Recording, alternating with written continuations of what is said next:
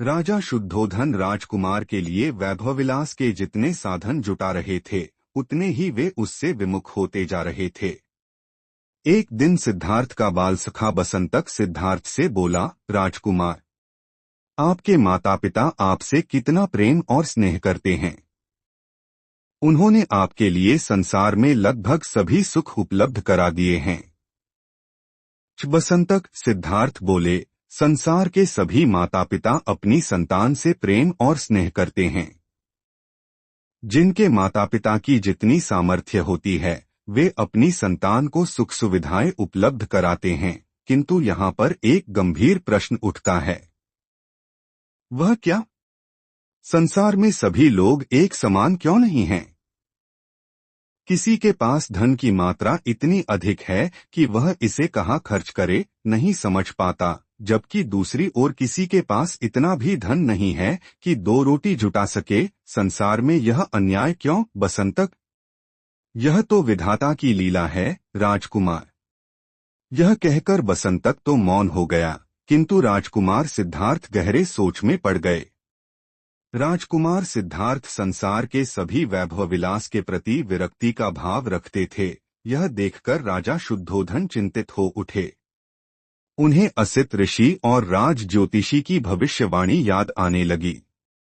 राजा शुद्धोधन को लगा कि राजकुमार सिद्धार्थ में सम्राट की अपेक्षा संत के गुण अधिक हैं। कहीं वह राज्य का त्याग कर संन्यास ही न ग्रहण कर ले।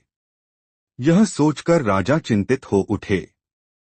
अब राजा ने ऐसा कोई उपाय करने का निश्चय किया जिससे सिद्धार्थ पूरी तरह सांसारिक हो सके।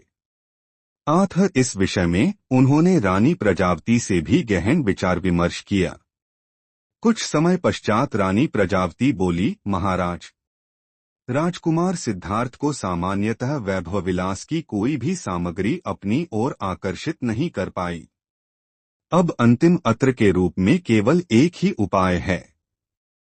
कैसा अंतिम अत्र और कैसा उपाय महारानी? राजा शुद्धोधन उत्सुकता से बोले, अपनी बात पूरी तरह से स्पष्ट करो। देव, अब राजकुमार युवा हो चुके हैं। यदि हम उनका किसी सुंदर राजकुमारी से विवाह कर दें तो वह उसके सौंदर्य पाश में जकड़ा जा सकता है। कदाचित आपकी बात ठीक लगती है महारानी।